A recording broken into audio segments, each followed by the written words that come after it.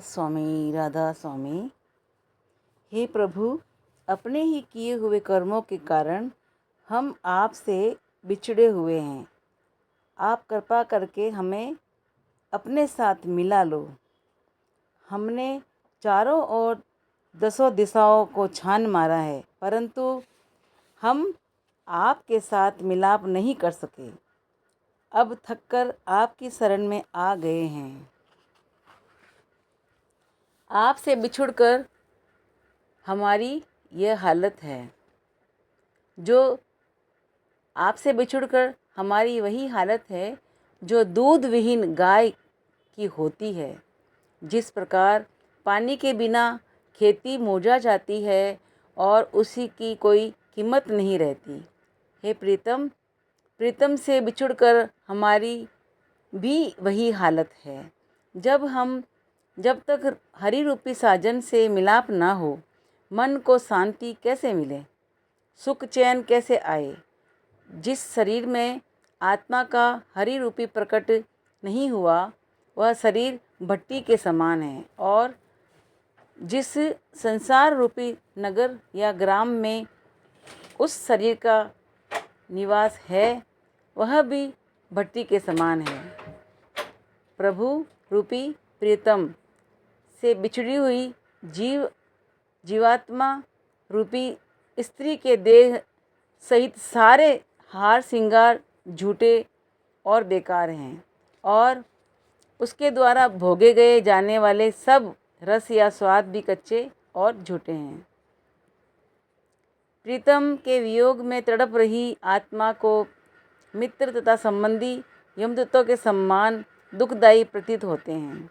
हे स्वामी, हे प्रभु, नानक की प्रार्थना है कि आप कृपा करके उसे अपना नाम बख्श दें और अपने साथ मिलाकर अपनी अविनाशी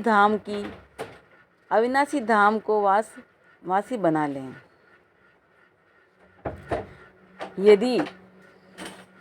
यदि इंसान की बुद्धि और प्रयासों द्वारा मिल सकता तो कोई भी उसके वियोग का दर्द न सहता। परमात्मा की प्राप्ति मनुष्य की कोशिश पर नहीं, बल्कि परमात्मा की दया पर निर्भर है।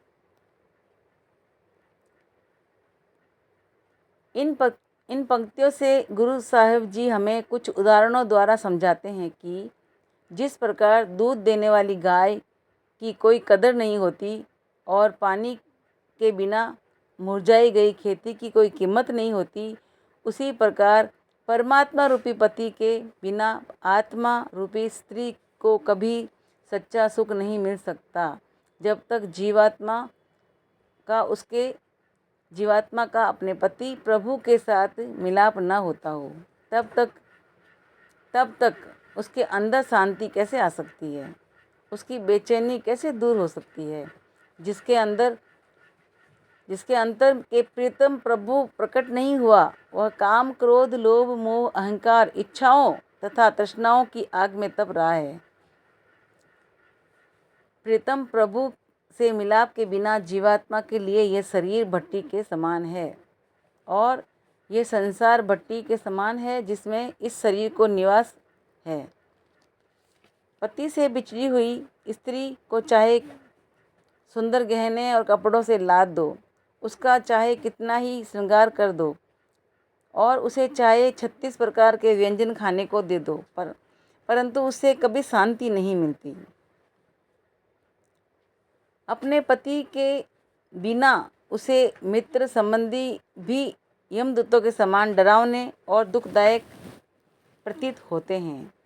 आत्मा रूपी स्त्री को जब भी सच्चा सुख मिलता है, केवल परमात्मा के मिलाप से ही मिलता है। गुरु साहेब वाणी में एक अन्य प्रसंग में लिखते हैं, परमेश्वर मित्र बन जाए तो सारा संसार मित्र जान पड़ता है, अन्यथा सारा संसार दुश्मन प्रतीत होता है। अपनी निर्बलता को देखती हुई आत्मा रूपी स्त्री प्रार्थना करती है, हे दयालु प्रभु, मुझे अपने साथ मिलाने और अपना प्रेम पैदा करने वाले नाम के साथ जोड़ दें। हे स्वामी, हे मेरे स्वामी, मुझे इस नाशवान शरीर की भटकन से छुड़ाकर अपने अविनाशी धाम ले चलें, ताकि मेरा जन्म जन्मांतरों का भटकना समाप्त हो जाए और आपके स्थायी संग से मुझे परम गति प्राप्त हो। इसलिए हमें समझाते हैं, चैत महीने की मनुष्य जन्म से उपमा देते हुए कहते हैं कि परमेश्वर की आराधना भक्ति करने से हृदय आनंद से भर जाता है। संत जनों और परमेश्वर के प्यारों से मिलकर नाम का सुमिरन करके परमेश्वर से मिलाप होता है। जिसने परमेश्वर के साथ मिलाप कर लिया है, केवल उसका ही संसार में आना सफल माना जा सकता है। परमेश्वर की याद के बिना एक क्षण के लिए भी जीना जीवन व्यर्थ खो देना है।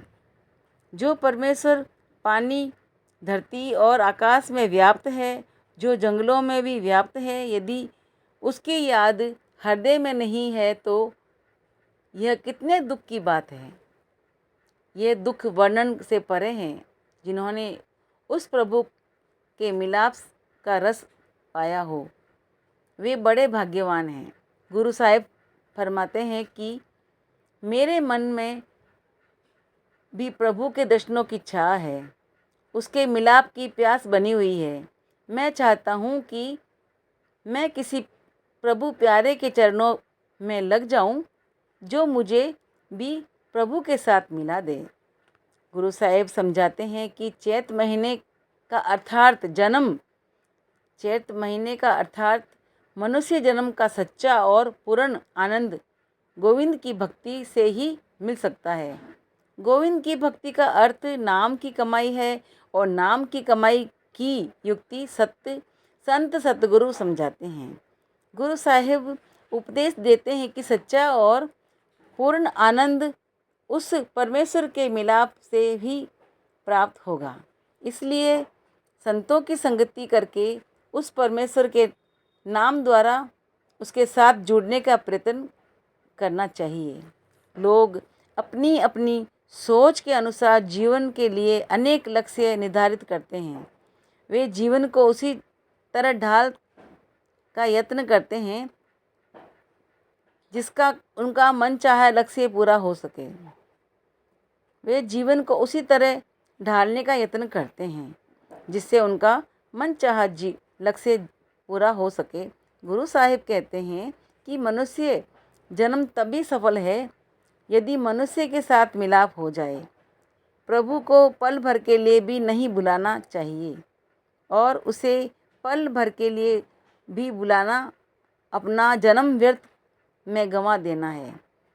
परमात्मा ने आत्मा को किस प्रकार उद्देश्य की मूर्ति के लिए परमात्मा ने आत्मा को किस प्रकार उद्देश्य की पूर्ति के लिए संसार में भेजा है और कौन सा कार्य किए बिना मनुष्य जन्म व्यर्थ है। गुरु साहिब समझाते हैं,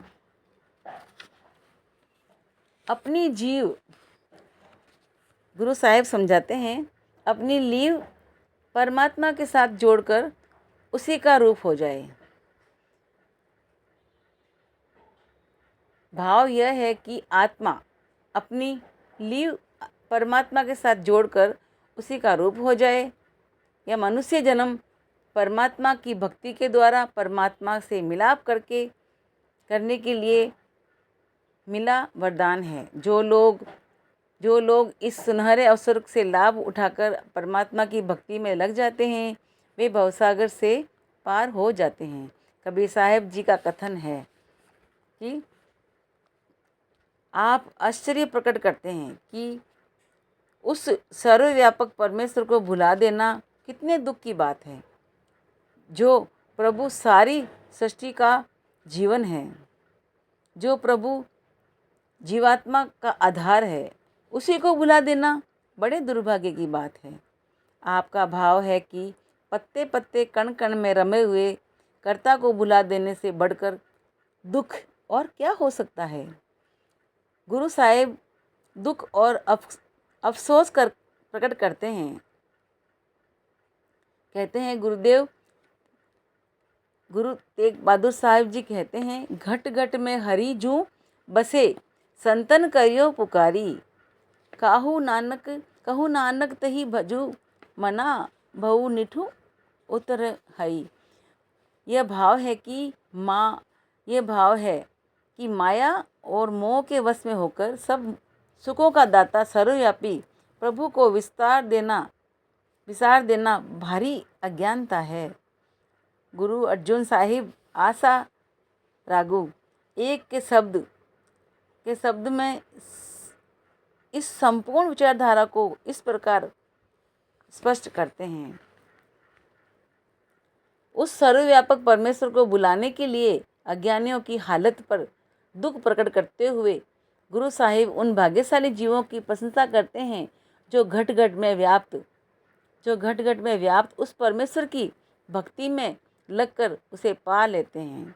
आप कहते हैं कि जिन जिज्ञासाओं का अपने पति परमेश्वर से मिलाप हो गया है वे बड़ी खुशकिस्मत है। गुरु साहिब फरमाते हैं कि मेरे अंदर उस हरि के दर्शन की तीव्र इच्छा है। मेरी विनती है कि प्रभु की कृपा से चैत महीने में उस गुरु के चरणों की शरण लूं जिसने खुद प्रभु के साथ मिलकर मिलाप किया हो और मुझे भी उस प्यारे के साथ मिला दे।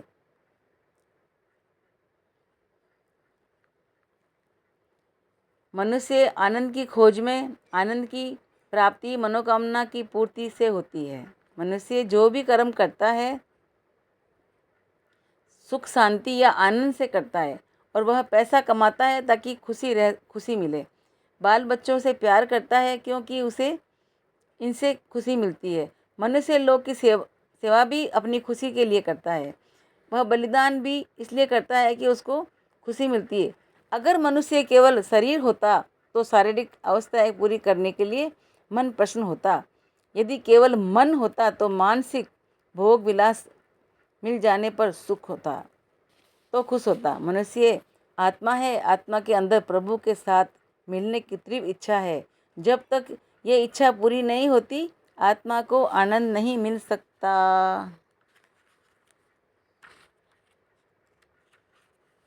राधा स्वामी।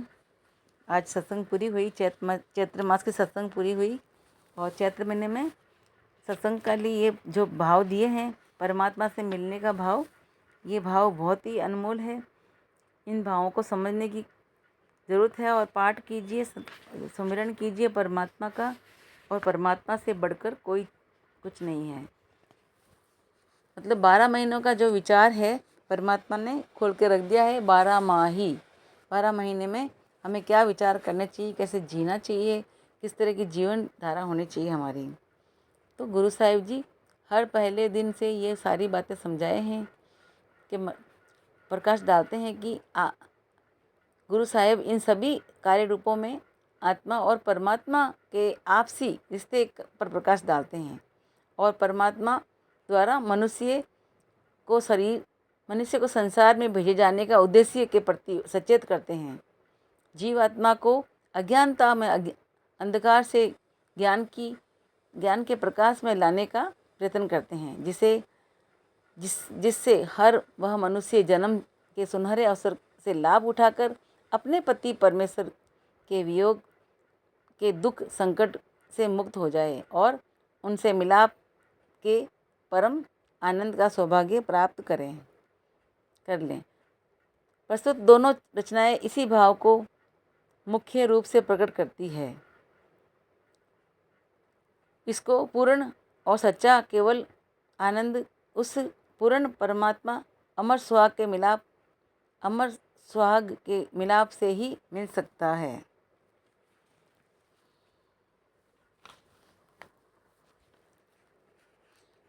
पिछले जन्मों के किए हुए कर्म चारों और हर जगह 10 दिशाओं में शरण बिना सफल खेती